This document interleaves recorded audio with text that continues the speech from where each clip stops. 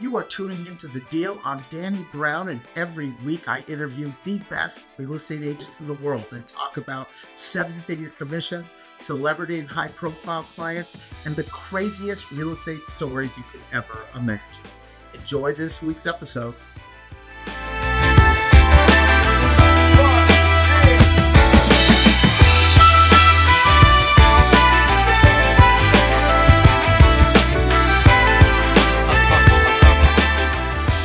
What's happening, my man? Good to see you. What's up, Danny? I'm up here. I prefer seeing you in person in Miami, but I'll take what I can get. Likewise, I'd much rather be in Coral Gables with you and your buddies hanging out on a boat, which was the last time I saw you. But here I am, sunny Beverly Hills. I have a crane behind me, so if it gets loud, excuse me. I didn't get the noise cancellation upgrade. These guys are building a subway below me, behind me. But tell me what's going on in Miami now. We've been busy. So those of us that stayed local this summer have just been busy cranking it out. It feels like everybody was in Europe, but they're all back. School's in session. It is currently raining, so as much as it is amazing to live in Miami, don't let them fool you. It rains. We get afternoon showers, and it's a normal thing, but it still doesn't suck. So with the showers, does that mean no boat rides after work? It just depends, honestly. Depends It's so tropical. These little bands come through all the time. It's like we really are like basically an extension of the Caribbean. So Yeah. it's normal that like you'll look at the radar and you'll see that it's 50% chance of rain tomorrow, and then people won't go out on the boat. But all that really happened was that at like 10 o'clock in the morning, you had a couple of showers and it was gone. And maybe there's another one in the afternoon that you could keep an eye on the radar and avoid if necessary. So I actually like it when people don't go out on the boat on a weekend because they thought it was going to rain, and we'll go out anyways, knowing that we can avoid it. Avoid the crowd. Get the day all to ourselves. All right. So for the audience, for those that may or may not know you, most will, but I call you the mayor of Miami. You're a Florida, Miami guy. You're an expert in the Coral Gables, Coconut Grove, surrounding areas. So why don't you give me a little breakdown of the typical properties that you are selling and what you're seeing in those niche markets right now in terms of like Coconut Grove and Coral Gables, price points and activity. I'll do with you what I tend to do with most of my clients that are moving to Miami and maybe don't have the higher level understanding first, is we'll go at 40,000 feet. Perfect. So, Miami is a very general word. And Right. People that are even in Broward County or Fort Lauderdale or even Palm Beach might just tell people they live in Miami. But Miami is sometimes used to refer to South Florida or the Tri-County area. You have three counties: Palm Beach, Broward, Dade, Broward, and Palm Beach. I'm in the southern region in Miami-Dade County, and I'm in the city of Miami. My office is here in Coconut Grove, just a block away from City Hall, where the current mayor, Francis Suarez, sits. And so I'm Miami proper. When a lot of people come to Miami, they sometimes often think of Miami Beach because they come for the oceans, they come for the tourists. They stay at the one hotel, the Edition, they go to the Faena, and sometimes they venture a little bit outside of the beach to maybe get to Wynwood and Brickell, Brickell is where our big skyrise, almost New York City-esque skyline is. Yeah. And sometimes they go a little north of that to Aventura and so on. I'm in mainland Miami, so you cross those causeways from Miami Beach to come back here, just south of downtown Miami, where the high rise and the density is. And so our office is the Coconut Grove is pretty much the closest city south of the skyline and the downtown bustle, and then Coral Gables is sort of the sister city right next door to it. So while it's all really like mostly within 20 to 30 minutes. I can be at the beach on a good day in 20 minutes, on a bad day in 30, 45 in the dead of traffic. But for the most part, we try to stay, I keep it pretty local. So I'm focused in Coral Gables. I live in Coral Gables. My office is in Coconut Grove. Brickell is a 5-minute, 10-minute drive for us. And Miami Beach is maybe a 15 to 20 something minute drive, depending where we're going. That's the more or less the coverage range. And then we get a little further south of that.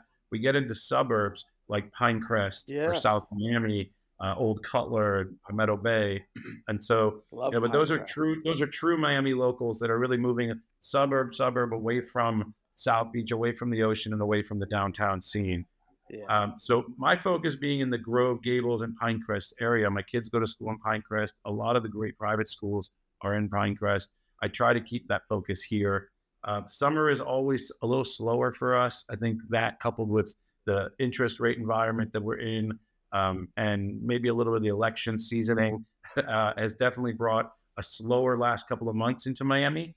Sure. But we, nonetheless, pricing has held really strong. We're just seeing the volume, or the transaction volume, drop a little bit. So, in fact, I mean, drastically from the 2 or 3 years prior. But for the most part, we see a little slowdown in transactional volume over the last few months, and we're really anticipating things to ramp back up. So, especially in those entry level price points, which in our neighborhood, the sub $1 million market is gone. It's extinct. The sub $2 million is what I like to refer to as the endangered species list. Yeah. And then you're really like a high 1-2 something number is your starting point for a house in Coconut Grove and Coral Gables. In Pinecrest, they're selling land for $3.5 million now. Yeah. But in Pinecrest, it is the next suburb over, so you get a little further away and you get a lot more land. Bigger lots. That's where you get big lots, 3-car garages, tennis courts. We have a fantastic listing over there, 8,500 square feet. We're listed at $11.5 million. It has a basketball court, a pickleball court, a 53-foot pool, a sauna, a cold plunge, a steam room, a 3-car garage, and a gated, enclosed compound. Okay, so is that the big new house in Pinecrest? So you can buy a tear down for the 3-ish and a bigger, newer house, 10, 11. Tear downs in Pinecrest at around $3.5 million. But you're expecting to get a half an acre land for that, right? And then you can go and put up 5, 6, 10, 15,000 square feet. So we are seeing a strong growing number of homes in the Pinecrest market in the $8-10 million plus, which it never used to be that way. It was not like that 5 years ago. Yeah, it's a new phenomenon. That's the new normal in Pinecrest, though. You get a lot of families moving out to the suburb there. For the private schools, it's where the majority of like the Heat players who have families now go buy these big estates in Pinecrest. And people that want to be a little bit more closer to the city, and they want a little bit more city life, a little bit more accessibility, they'll tend to be in the Coconut Grove and Coral Gables area, where you can expect smaller lots that I would say on average, although we have acres, they're 10,000 square feet. An average is probably 7.5, 8 actually. Yeah, and give me a quick breakdown, Coral Gables and Coconut Grove, because I know there's a variety of price points So there. if you look on the map, Coconut Grove hugs the bay, the Biscayne Bay. So it's this sort of waterfront seaside community, if you will, and canopied by this jungle-esque sort of foliage. And if you've been to Coconut Grove, you can't help but notice that like everywhere you drive, it's just banyan trees and greenery, and gorgeous overgrown greenery. Some of the houses are for the most part even hidden behind some of this greenery. There's not necessarily a uniform aesthetic in Coconut Grove because it falls under the city of Miami's Miami 21 code, which is a lot more liberal on what you can and can't develop and how it has to look. When you cross the road into Coral Gables, which is just west of us, Coral Gables is an enormous city. It stretches from Southwest 8th Street, even a little bit above in some case, and then all the way down to 158th Street. It really stretches down past Pinecrest, but for the most part, the core of Gables is just adjacent to Coconut Grove. So it's really like, they for the most part, Southwest 42nd Avenue, what we call Le Jeune, or what Cubans here in Miami call Le Jeune. Yeah. Is that where the dancing goes down? What's that? Is that where the salsa dancing goes down? That's off of Calle Ocho. Oh, that's right. Calle Ocho. Yeah. Calle Ocho, which is where the Coral Gables, right at the top of Coral Gables, it hits Calle Ocho. So give me a bread and butter family home in Coral Gable versus Coconut Grove, like a typical 5-bedroom, 5,000 foot. So again, the difference I think is going to be that Coral Gables is a lot more manicured. Think more country clubs, golf courses, tree-lined streets. So you have lots of trees. It's just not overgrown foliage. You have a little bit more sidewalk in most areas of Coral Gables, manicured gardens. Everything is a little bit more of a conservative aesthetic. Similar in a lot of ways to parts of Los Angeles and Beverly Hills. When you drive around, it's a lot of Mediterranean inspiration. You got a lot of the Spanish vibe. And Coral Gables is pretty particular to keeping that Mediterranean aesthetic when they can. Coconut Grove is more the artsy, do as you wish, a little more liberal in its zoning and just wild foliage. But they're really sister cities. I go back and forth between them from my home and my office, and I take a golf cart. Yeah. So they're really close together. They're sort of integrated. Yeah, it's Yeah. like Brentwood, Palisades, Santa Monica, whatever. They're close. The larger majority of our homes are still in the 1950s, 1970s homes, ranch style. There's plenty of 2 stories. There's plenty of colonials. There's plenty of Mediterranean and even Italian. I live in a neighborhood in Coral Gables, right off what's called the Italian Village. Most people would mistakenly look at those homes and think they're Mediterranean, but really they're Italian, and they're built almost up to the sidewalk and then have these internal courtyards in the properties. Oh, okay. Really lovely. So give me price points of both. So, bread and butter price points of both of those. So I'd say like the easiest way to kind of calculate a price, and I don't love the per foot method when I'm doing a valuation of a home, but if I'm talking to a stranger who hasn't yet familiarized themselves with the market, is I try to give them an idea of price per foot. And so for the most part, between the two, if you're sticking to in and around $1,000 is kind of a benchmark. Yeah. Something that's not so updated might be $700 or $800 a foot for a single family house. You're not going to see much below 7 something. So like if it needs some updates, it's probably in the 7s, 800s, maybe even 900 a foot. If it's updated, you're at about high 8s, 900, 1,000. If it's extraordinary, you're above 1,000. And if it's new construction, sky's the limit, but we're easily seeing $1,200, $1,300 a foot on new construction, and in some cases $1,500 and $1,800 a foot. And this is all, of course, for non-water frontage, what we would refer to as a dry home in Miami. Dry home. On the water. Yeah, it's not a term. Well, the waterfront homeowners will refer to homes as dry. People that are not looking for water don't think of it as wet and dry. But if you're shopping for a water home and you see a house, no, I don't want a dry home. I only want wet. Yeah, I want to get wet. I will give you the money. Show me the money. Waterfront. You want to get in your backyard and get on your boat, and that's the dream. That's my life. Thank God we're blessed. But we can get out in the waterway and get out into the bay. So we have Coral Gables has a lot more waterfront accessibility because there are more canals in Coral Gables. Coconut Grove has waterfront by way of being bayfront, but that's really only that's to be able to afford for the most part in Coconut Grove waterfront, you are talking about the creme de la creme, the ultra luxury bayfront properties. Yeah. And tell me, what are some of the biggest sales? Using that $1,000 a foot method, you tell me what bread and butter is, but you're not seeing anything under $2 million for the most part. And I'd say that you're really like 2.5, 3.5 is really like your average price point. In Coral Gables, I think the average price point right now is $3.6 million. Don't quote me on that, but it's somewhere in around there. And Coconut Grove is probably just around the same, maybe a little bit lower than that, low threes. Talk to me now about some of the high price. Like what is the highest price you've seen sell on the water? Well, I mean, the highest price in Miami or in South Florida was $150 million. Todd Glazer designed this home and developed it, and it was actually in Palm Beach. So in Palm Beach, you might be seeing a lot of $100 million, $50, $100, $150 million sales. In Miami, you're not seeing as much of that.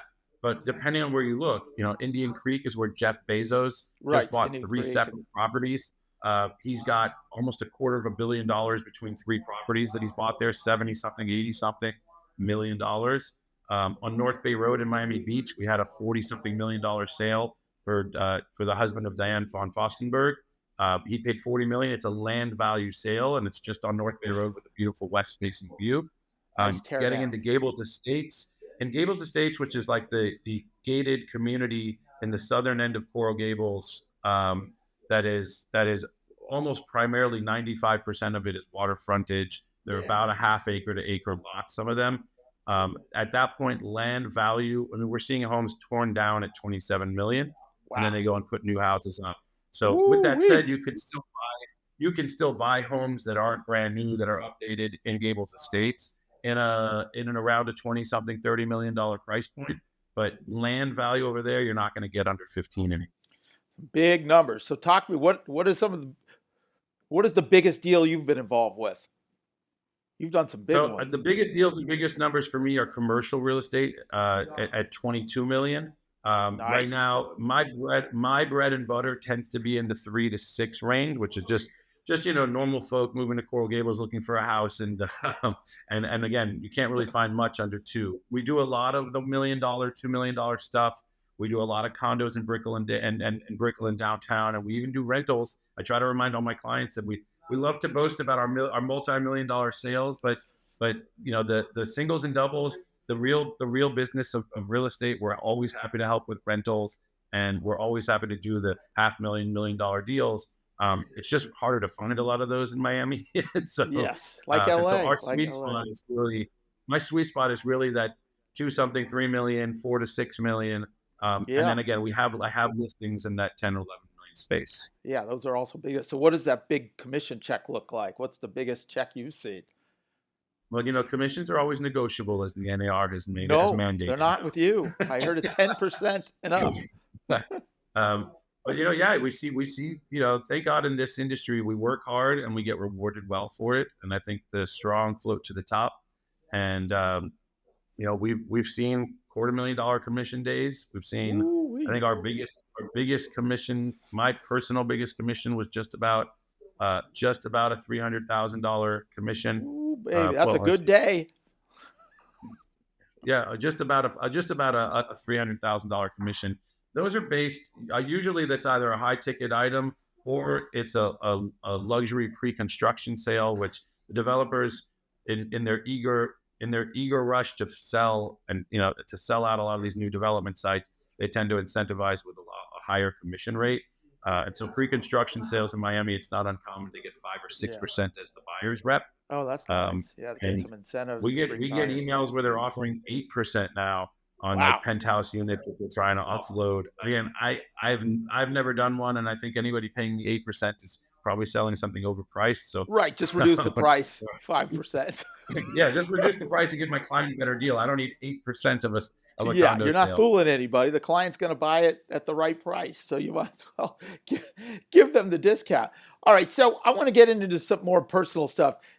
Look, there's so much to cover, and Miami itself is a very social city. It's a very nightlife-oriented city. I know you get your groove on Calle. But before we get into the fun social aspect of the city and how you've incorporated that into networking and business, why don't you rewind and give us a little breakdown of like where you grew up, walk us into how you got into real estate. So the starting of the Levi real estate empire. Yeah, it's a long journey, and not a road I recommend for everyone.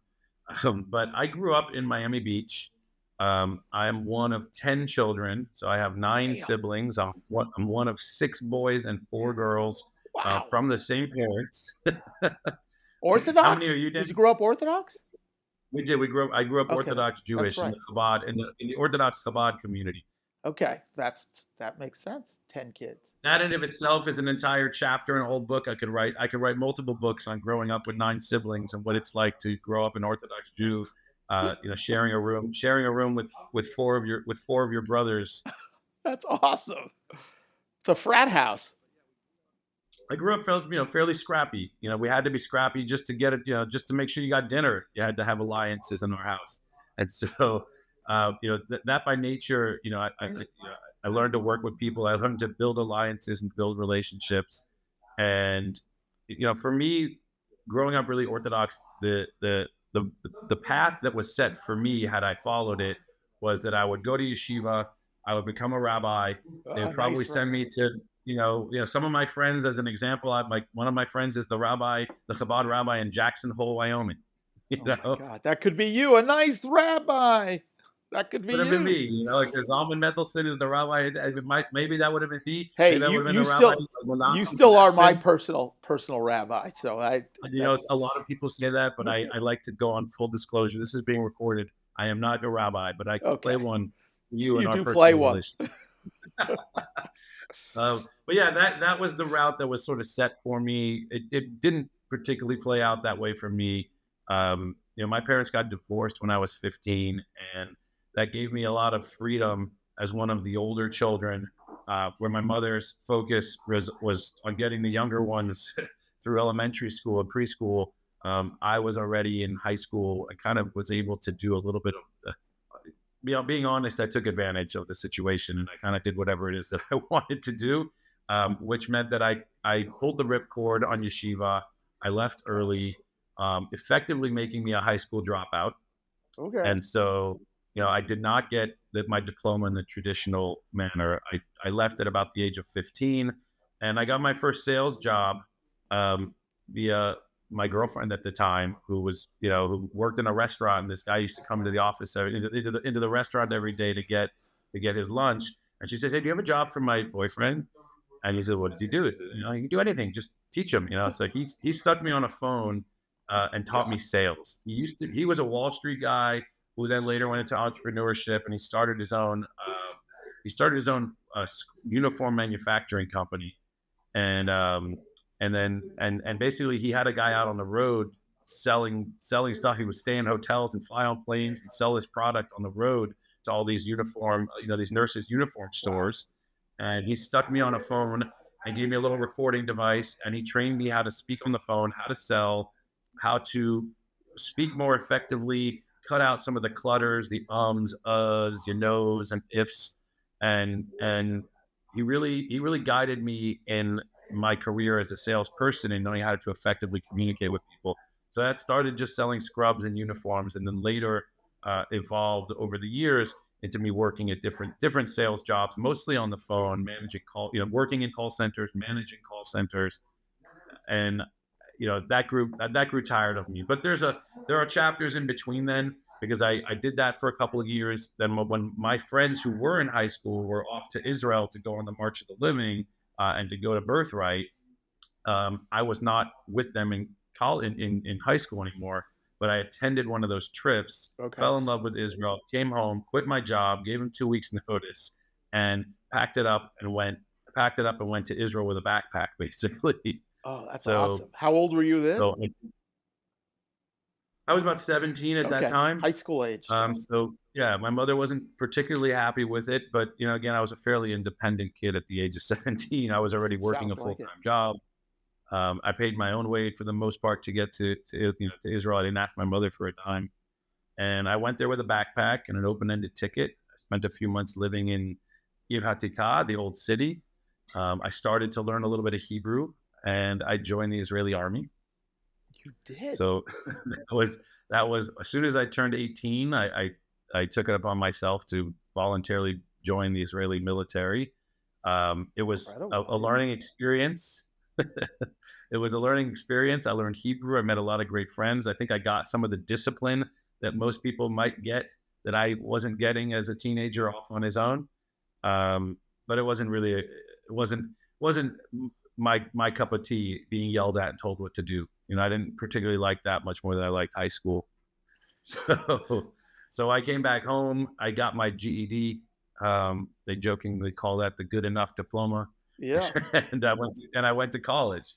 And then to summarize that, I had to take some remedial courses since I didn't have your traditional education in high school. So I did about 18 months of remedial courses, got about 30 credits into my college courses, and again pulled the ripcord. I just decided college wasn't my route. So to you kids out here listening, stay in school, finish college. But for me, it wasn't the route. I knew that I didn't want to be a doctor, and I knew I didn't want to be a lawyer, and I knew that whatever it is that I wanted to do didn't require me to stay in college and amass $250,000 in student loans. And so I pulled the ripcord and I got out. I was doing well in college, actually. I was doing very well. My teachers were asking me to sign waivers so they can keep my essays and use them for future students. But I just couldn't sit still in a classroom all day, and I just didn't see the path for me. So I pulled the ripcord and again continued into various different sales jobs that eventually led me back to real estate, but not before making a few very interesting stops on the way. Wow. Who knew? I didn't know all this about you. Just really quick, out of the 10 siblings, you were what number in order? I'm number 4. You're number 4 of So I 10. have 3 older sisters. I have 2 older sisters and an older brother. And in most families, I would be the baby or I wouldn't be born. But Yeah. I still have 6 And younger siblings what underneath. is the spread? What is the year spread from the oldest to the youngest? How many years span? Just about 20. It's 20 about 2 years. decades worth of 2 decades worth of having babies. Yeah, every other year. My mother, God bless her, was for many years pregnant and pushing a stroller, and in some cases a double stroller. Yeah. Hey, look, it's common. It's very common in Orthodox religion. We And actually grew up. I was actually born in California, in Los Angeles. My what? parents were living in Long. Yeah, my father's originally from Los Angeles. My mother is originally from Miami. So they Get have out of here. they got yeah, they met in Morristown and Crown Heights in their yeshiva years. Where in LA was your dad from? Like he went to high school and grew up in LA? My dad did. I mean, try to remember exactly where. I know that he grew up in Los Angeles, and I know that we Okay. lived in Long Beach. But again, I was a We're gonna baby find at that that out. time. Yeah, we're gonna find Yeah, that out we'll dive off deeper. off We'll dive camera. deeper. But I am a card carrying Californian member. I'm born. My birth certificate says California. You probably that's not a good thing. You should be better off with Florida. Let me But tell you. yeah, I'm listen. California is lovely. What do you mean? You can't convince your viewers to. Otherwise, they'll be selling their homes with you and moving to me unless I that's what mean, you're there looking. there is already been a lot of that, right? I mean, let's talk about how much of your market and your business it has been an influx of people from East Coast, California, West Coast. I mean, over the last couple of years since COVID. So it fluctuates. I'd say that there was a massive spike during COVID. I think that really, New York and California for people that were looking to be outdoors and were looking for something a little more conservative or looking for more, less, more free COVID environments. Definitely had an exodus from those states. Um, Sure. Lucky for me, I had spent many years at Compass prior networking and building relationships with people like yourself so that when the phone started ringing, I was there to answer them and say, hey, yeah, of course I'll be happy to help your client Right. navigate their home purchase in Miami. So a major portion of my business has been buyers coming from other markets. I would Hmm. I would say that I haven't done the full analytics on who's moved here from other markets versus local, but I will say that 75% of my business, give or take, so high 60s, 70 or so, is referrals from agents in other markets who Yes, it's who have incredible. met me, know me, and see me do what I do, and they feel comfortable referring their most valuable asset, their clients, to me to make sure that I guide them in their home purchases in Miami and sort of acclimate them in that relocation. In some of those cases, they're already local, but I would say the majority, probably 50% of that, if not more, are people moving from other states. And that's remarkable. I want to dig into that a little bit. So, look, there's a lot of ways to build a business, and that said, it's pretty simple, not brain surgery. You got to get in front of people and connect with people any which way you can. You've done it in a very unique, specific way with networking with agents and being social, and which is who you are authentically. You're a social guy. You like to go out and get mix it up a little bit. So, talk to me about that. I mean, talk to me about like what is your advice in terms of how do you build a business like that, and what would you tell other agents who said, "Oh man, I should do that"? I mean, how do we do that? So I'll start by agreeing with you that there are many ways to build a business, and that's what's so great about real estate is that it's a human business, and people are going to work with who they like to work with. Of course, we're going to weed out the rotten agents and the ones that just maybe don't have experience unless you want to take a risk But usually you don't. If you don't know what you're doing in this business, you got to work with your family and people that trust you, or you got an uphill battle to sort of get your stripes. I'm a seasoned agent. My record and portfolio speak for themselves. Those who follow me on my Instagram will see a good mix of me having fun with my family, me having fun with my friends, me enjoying life, and me working my face off, Yeah. right? And succeeding in doing that. But there's no two agents that are alike. There's a lot of really great agents in Miami that are not like me. They're maybe very straight laced. They're maybe not as social. They might be actually more introverted, but they're maybe more organized and calculated.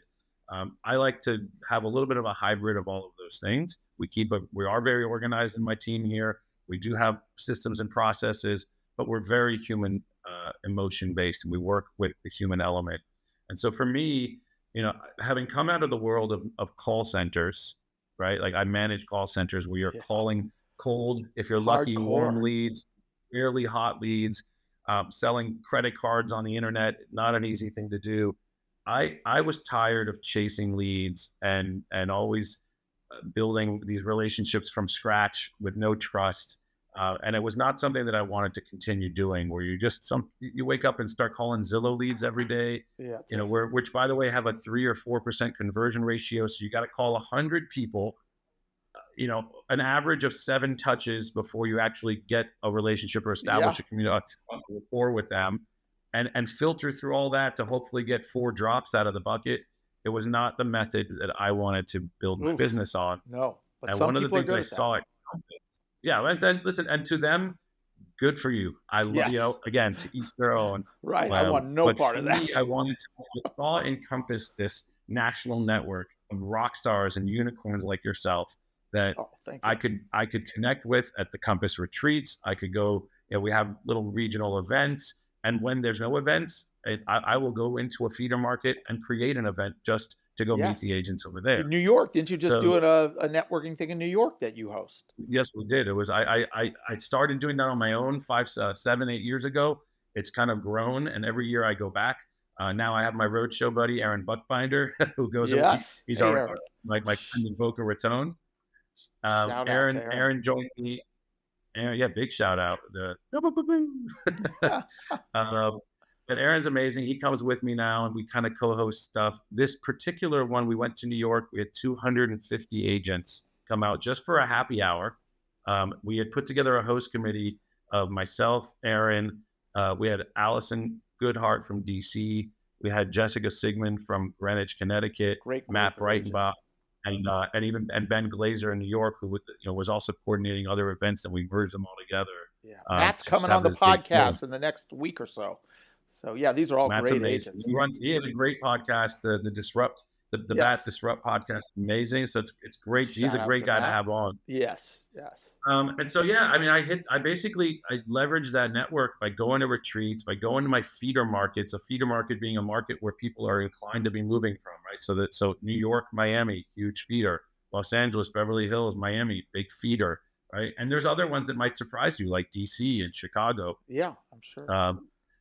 And when we run the numbers, believe it or not, the number one, can you guess who the number one feeder market is, where the most referrals come to Florida from? I would think New York. So you would think, and you would be correct. However, the number one referral market for Florida is Florida. Oh, yeah. And that means they're coming from other parts. That means they're coming from Palm Beach and they're moving to Miami. They came to Miami, they're moving to Boca. They were looking at, they're moving from Miami to Orlando or Tampa or Palm Beach or Sarasota. And so, a big component to that is also networking, what I call regionally, not just nationally. It's exhaustive. It requires a very patient wife. It's a lot of work. It's a lot. It's fun. And as I put in my last newsletter, I said, well, it looks like fun, and it is. It's largely beneficial to myself and to my clients, right? Absolutely. I have listings that need buyers. Where do you think these buyers come from? Who are the agents do you think that refer these people over? It's them. For sure. The cross-pollination is huge for our clients. It is. So, I've built a real big business on essentially building the relationship with other agents, and essentially making them not just my friends, but also my clients, right? Like I have to take care of them. I make sure that they're happy. I make sure I take care of their clients for them. Right. But thank God I've built a track record where people trust me to do that.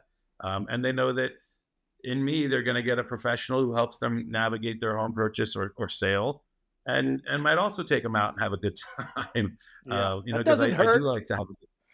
I do like to have a good time. Life is for living. And life is short. Life is short. Try to live it. And coming from the yeshiva, man, you got to live, baby. You got to live. So, I guess to answer the question more directly, the advice that I would have for people that are looking to build a referral network is, if you can't, first of all, the easy one is get to a retreat. If you're not a Compass agent, you don't have a retreat, get to a Tom Ferry event, go to a Real Deal event, go to an Inman event, go to a Board of Realtors event. Go to a Board of Realtors event, but get in front of other people. Do not be shy. It's not the time to be shy. Go meet agents. The reality of it is, and this is, I think, what summarizes the entirety of anything I can teach you. I could teach you systems, processes, how to curate an event for 30 people that becomes 250 and not get stuck with a massive bar tab. We've learned a lot of tricks along the way. I bet.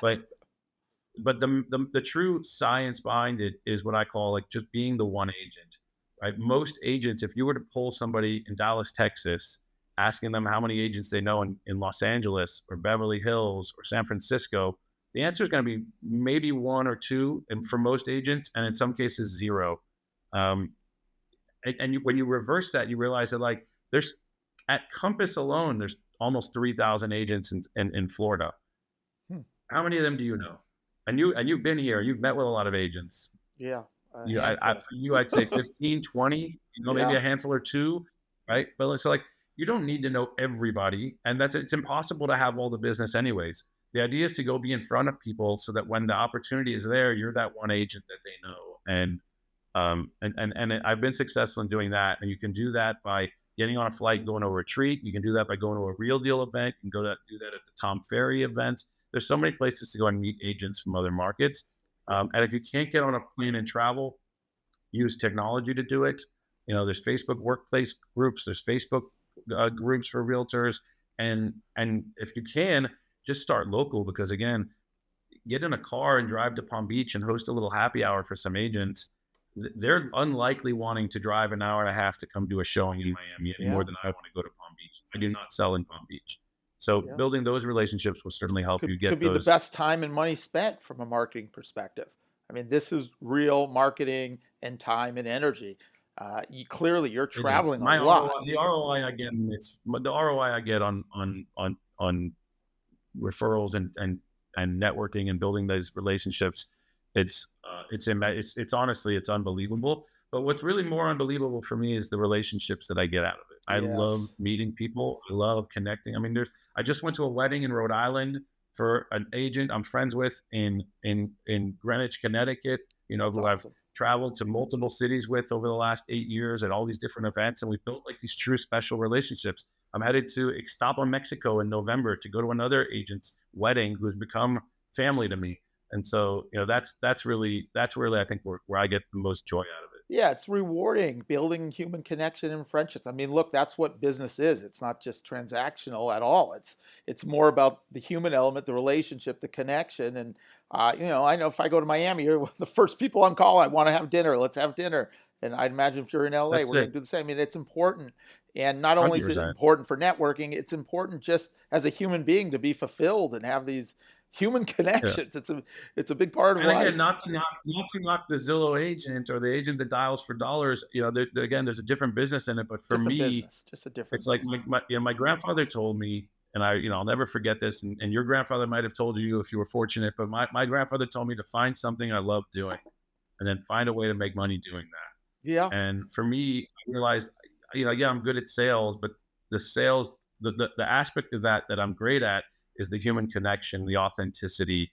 And so I get to work with people I like, the friends of my friends, right? So like you're referring somebody that's a good client of yours or a good friend of yours, off the bat, I'm already likely to enjoy working with them because they, there's a synergy. Yes, and it's not some random stranger I met on the internet and I'm hoping they're going to buy a house from me. Yeah. You know what my grandfather told me? It's better to work for yourself, have a hot dog stand, than to go work for someone else who can treat you poorly and fire you no matter what, even if you're doing a great job. So there you go. My friend wise advice. I have a friend who always says if all else fails, before he takes a real job, he'll go, he's got a stash fund that he'll go to open up a jet ski stand on the Black Sea.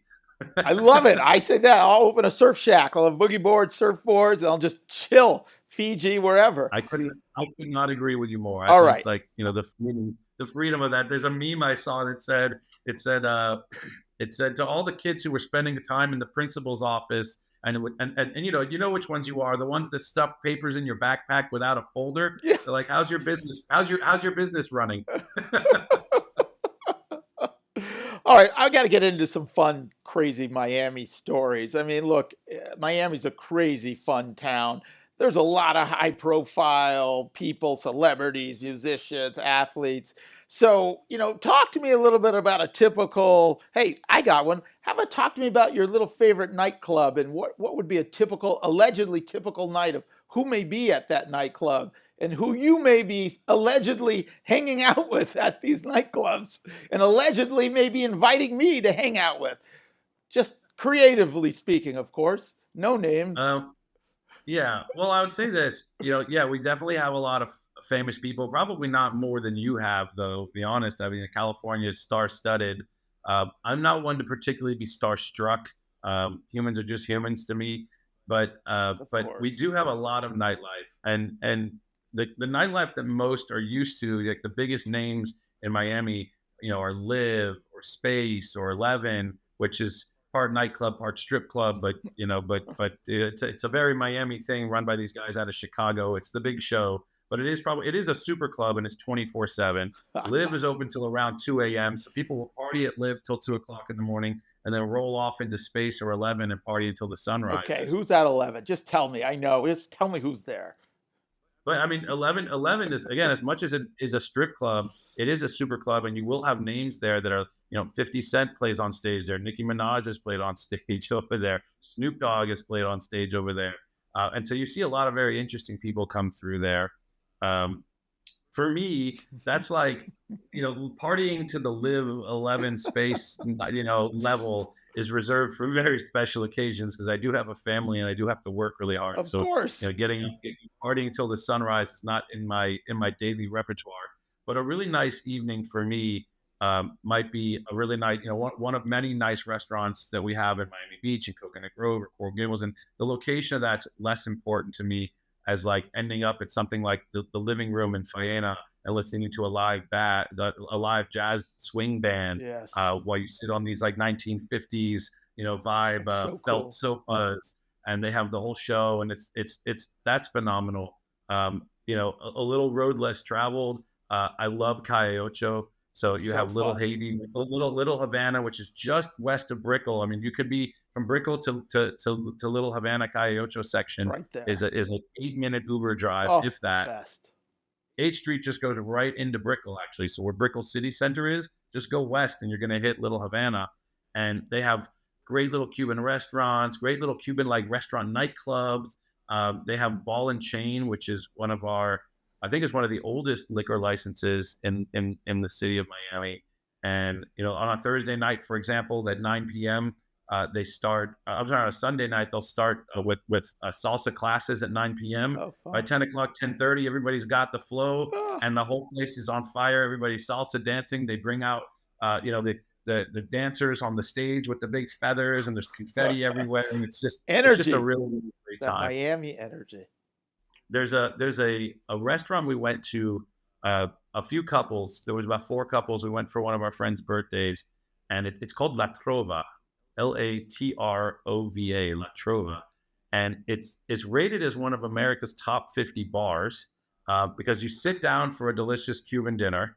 They have live guys in guayaberas playing music. And then on occasion, the guys at the bar will bust out trumpets and they'll kind of go back and forth across the room. So good.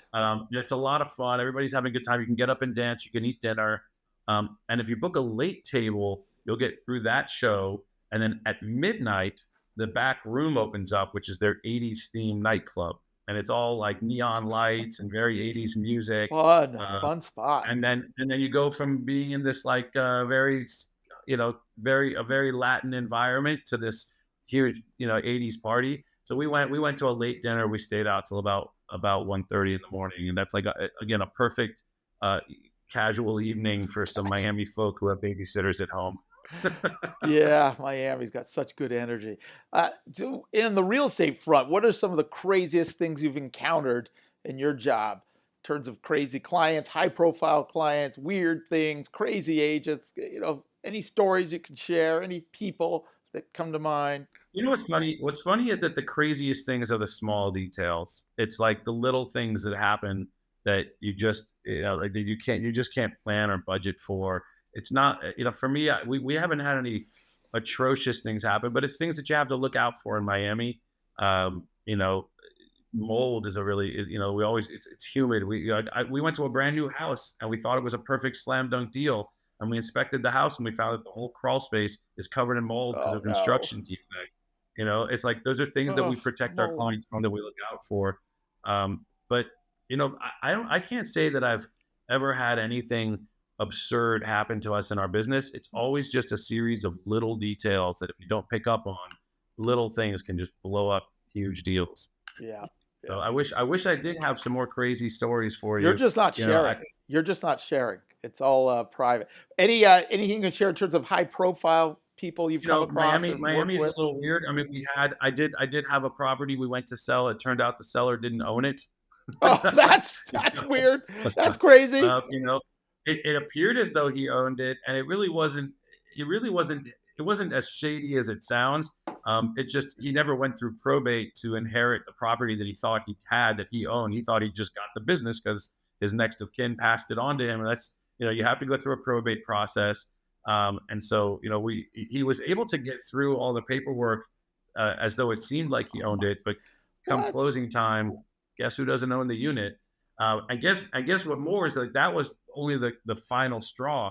In the beginning, we helped him first paint and change the flooring. We then Oh my staged the God. unit for him. It was a tougher market. We were having trouble getting a buyer for it. He decided he would rent it. We put a tenant in there. He promised the tenant 2 parking spaces. Turns out he has 0 parking spaces. I went and found a parking space from another unit that had 4. We bought one from them. Ended up finding a buyer, which was what we wanted to do anyways. That's Went to nuts. contract and get to the closing, and the title's running their search, and we find out the guy doesn't even own the place. So Complete we fraud. we worked through it. We worked through it, and we ended up getting it done. But it was, it's this is a tough business. You mean it's not as easy as it looks on Million Dollar Listing and all the shows? It is not. During COVID, when people were rushing over here, I mean, it was like they were working with another agent who couldn't find them a rental. I did tell them, in full disclosure, it's tough. Everybody's flooding down here from the Hamptons. From the summer in the Hamptons just ended. People did not want to go back into New York City. What you could have rented for 20 to 30,000 on the water in Miami Beach was asking 80 to 150. 150. And 5x. so I did a rental. I ended up finding them through our network, an off-market rental for, I can't say who it was, but a female Latin musician who owns a home in Miami. And we did a rental for $85,000 a month for 3 months, which ended up turning into a 6-month. And we were very close to selling him a home for about $11 million before he ended up he sold his company, and they needed him to go overseas. And now we ended up referring him to an overseas agent who's helping him buy a house in Spain right There you go. now. So Any? we see a lot of wild stuff. I mean, Yeah. a friend of ours bought a house for $13.9 million just before COVID. And just a couple of years ago, not even yet, he just had sold it. He flipped it for 40 to Jeff Bezos for Jeff Bezos' parents. Oh my And they God. bought the neighboring property for $30 million. So they put $70 million in this little section, and he walked away with a damn near XXX return on his investment. Wow. But Miami is strong. I don't promise anybody that we're going to continue to see those double-digit, triple-digit, year-over-year growths that we had seen through Of course. COVID. But it is the hottest city in the country right now, and Yep. arguably the hottest city in the world. Dubai supposedly plays in the field, but if you have a choice to live in America or Dubai, come on. So a lot of really exciting things still happening for Miami. Citadel's here. Ken Griffith is building a mega super tower that will only be able to withstand a Class A office space for people like Tesla and Facebook and Microsoft and other financial firms. So I still see a lot of growth here, and I think a lot of the fun stories are still ahead of us. Well, that's good. I want more fun stories. Now, how about like some of the development, specifically the high-rise development? Last cycle, they got into some trouble, like every city got in some trouble, but Miami particularly had a lot of speculative buying. Are you seeing that trend now? Are you seeing an oversupply of high rises being built? So it's a great question. And Miami historically has had big booms, big busts, especially when it came to the high rise new developments in the downtown Brickell area. Yep.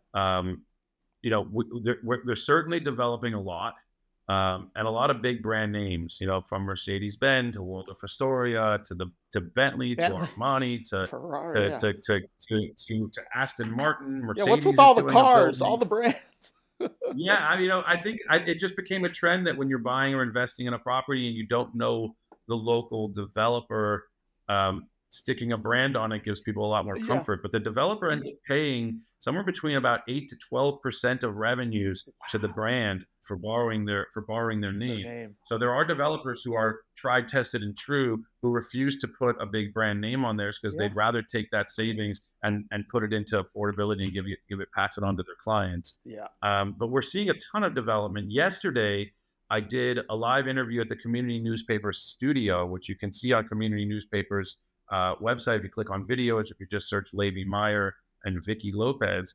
I interviewed State Representative Vicky Lopez, who's in charge of District 113, which covers most of Edgewater from about 29th Street, so almost half of Edgewater, down into downtown Miami and all the way into Brickell. So most of that high-rise community falls within her district. She said she had 700 and something HOAs in her district. That's a lot of buildings. And what we discussed was what everybody's referring to as the condo crisis that is pending in Miami, and how it specifically is really designated towards buildings that are about 30 to 35 years old, and much less so all this new development, which still has a lot of runway ahead of it.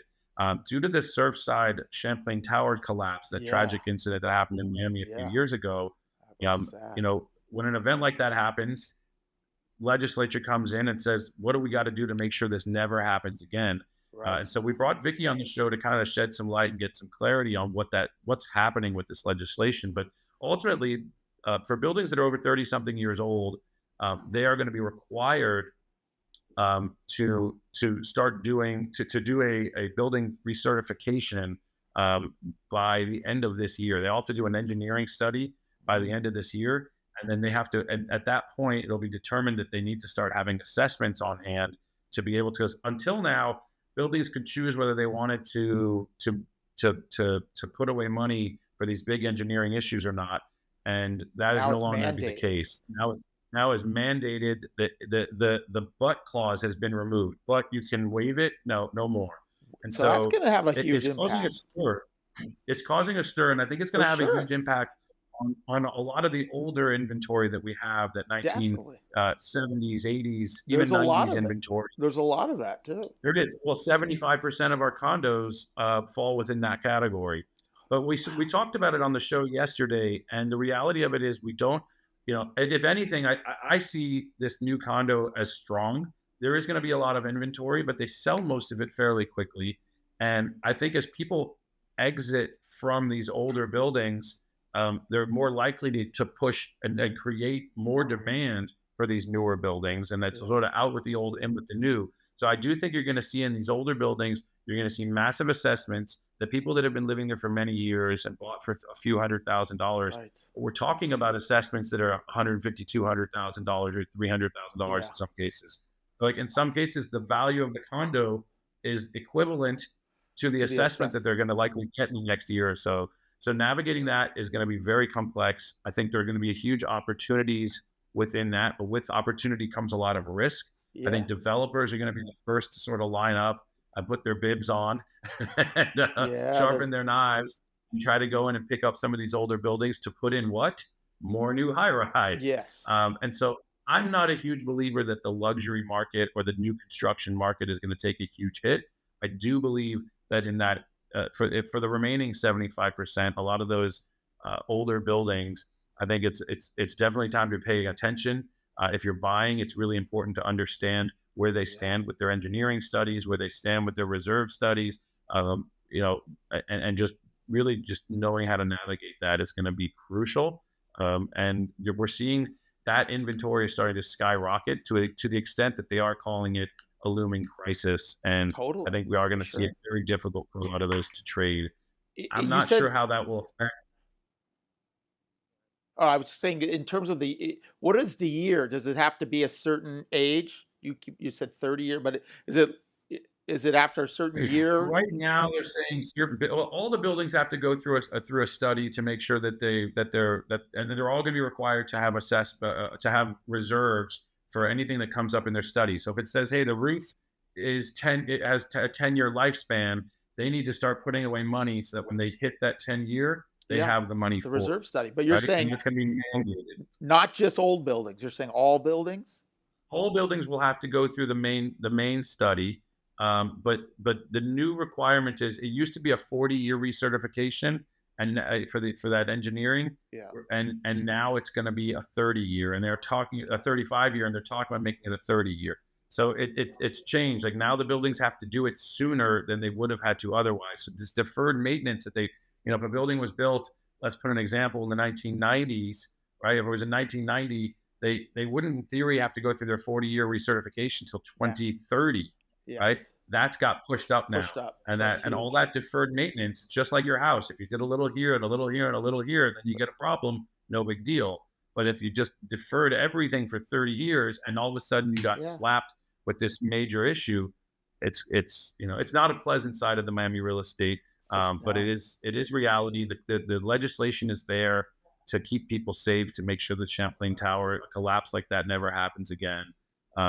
And it's going to shake a lot of it's going to ruffle a lot of feathers. I was saying, I don't envy Vicky Lopez in the position that she is, to be at the forefront of this bill and the face of this bill, because there's going to be a lot of challenging. upset homeowners that feel like they're being pushed out of their homes, or that this legislation is too tight.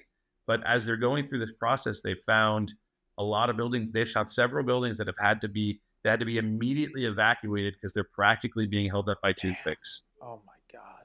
So I And mean, those were not actually in South Florida, but they were in Florida.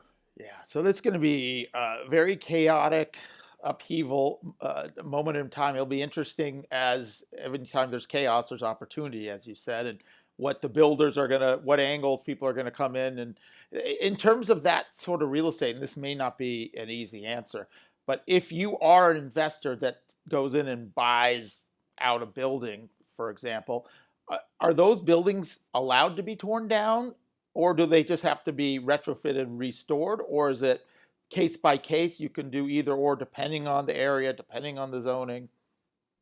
The short answer is that it's complex, and that they're trying to make it more clear. And if you go and listen if you go and watch the recording I did yesterday, which you can find on Miami's community newspaper's website, or by looking up Levi Meyer, Levi, and Vicky Vicki, Vicky Lopez, I'll check it out. you'll see that. And towards the end, we definitely addressed what's going on there, because there are buildings that are in major litigation right now with a developer who came in, rightfully sort of bought out and got the right amount of the association, had the right vote from the association, and then found out that it's being contested. And so there's a little bit of legislation they're going to have to do to make it a little more black and white, because they said that it is very ambiguous.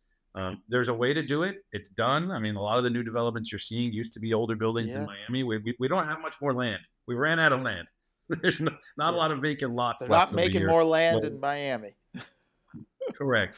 That's fascinating. It'll be interesting look, to see how that all positive unfolds. side of this, I hate to think of to close in a negative capacity, because I really think that there is a silver lining and a light at the end of the tunnel for this. Yeah, And the next few years are probably going to be rough, but it is a necessary process that you have to go through to make sure that everybody's safe.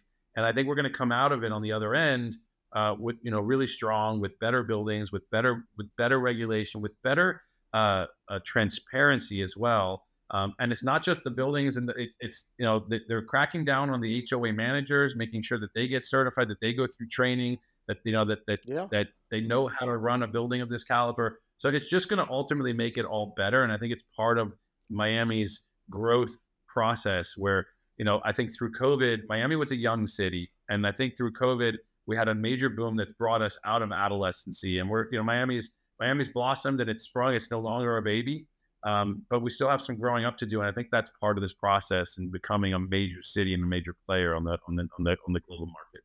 Well said and well articulated. Anything else you want to share here? Any words of wisdom? Anything you want to talk about before we sign off? But this has been very enlightening. No, I mean, I wish it was on the next one we'll have to focus in on more of the fun stuff. I didn't prepare any fun tidbits for you, and I apologize. I'm going to comb through all of the catalog, all my sales and my portfolio to be like, man, who was the biggest pain in the ass? What deal? This unbelievable. It was Rick Ross. Was it Rick Ross? Was it Luke? We sign NDAs for all of the clients, and unfortunately, I can't speak names. God bless. God bless. We do our best. Tell me about the website. You need to go to read this. If anyone else wants to check it out, you mentioned it a couple times. Yeah, Can you just say it slowly? If you want to check it, so to see the video that I did with Vicky Lopez, you can go to Miami's community newspaper. And you can either search for videos of me, Levi Meyer. Both I've done plural, several, Miami's plural, communities. Miami's possessive, like Miami's community newspaper. Community, not plural. Okay. Community. Okay. And you can see the video I did yesterday with Vicky Lopez, but you can also watch videos I did with Ken Russell, who was a City of Miami commissioner. I interviewed Raquel Regalado, who is a county commissioner, and I've interviewed Lyle Stern, who's a commercial real estate broker, but also a large investor and landowner in Lincoln Road properties. So he's an old Miami, just wealth of knowledge guy. You could see some of the videos, not on Miami's community newspaper, but you can look up some of the videos that I've done in our fun series called Meyer on the Move, where I get in the golf cart. I've had in the golf cart, I've had the city of Miami Mayor Francis Suarez. Yes, I've had Vince Longo, the city of Coral Gables mayor, in our golf cart. We do a little karaoke. We talk about things that are happening in Miami that are relevant, and just try to have fun, but educate people about what's going on in our amazing Love it. city. So it's meyeronthemove.com? No, so that one's hosted on our YouTube channel. Okay, YouTube, but if you just search for Meyer on the Move, Levi Meyer, you're going to see all my golf cart videos. I did have the pleasure of, Mayor Suarez is a big guy. Vince Lago is a big guy in terms of their popularity, but none as popular as the great Robert Refkin, yes. who we were fortunate enough to get in the golf cart. He's Robert, wealth of knowledge, terrible at karaoke, so you got to check out that one. Well, there's something he doesn't do well. He can't sing. He can't be perfect. He'd beg me not to do it, and I said that's part of the fun. You have to. You have to. Everyone's got to do it. All right. When am I coming out? Tell me when. When do I need to get? You tell me. I mean, I'm gonna be in Chicago in September. I'm gonna be at the retreat in Charleston in November. I will be in Charleston. Wedding in Mexico at the end of November. I'll see you in Charleston. I think you're a little more likely to come out in the winter. That's probably the time for you. Probably I'd say November, December, January. Post New Year's, I would say either November, December, or even just wait for kind of post New Year's when we get into that Basel Ultra music week section. In January, February, beautiful time to be in Miami. All right, well, we'll sync up calendars offline, but awesome to see you. I'm missing your boat. Thank you. I would like a sunset cocktail, but I'll have to wait till January to do it. Hop a plane any time. Just give me 48 hours notice, okay? 48? How about 8 hours notice? I'll do my best, but I made no promises. 48 hours, I got you. All right, man. Thanks for having me on the Love show. to see you. It's really a pleasure. I'm a big fan, and I look forward to just continuing to maybe even be a guest another time. I'd love to be a repeat. We can go part two. Part two. Let's do it. And I want to get on your golf cart and take a spin, so let's go. Thank you for tuning in to this week's episode. If you like what you heard and you love real estate as much as we do, please go to Apple Podcasts and leave us a 5-star review and a comment. That would help our ratings so much. If you want to hear more episodes, you can go to The Deal with Danny Brown on YouTube or Apple Podcasts, Stitcher, Spotify, Amazon, or anywhere else you consume your podcasts.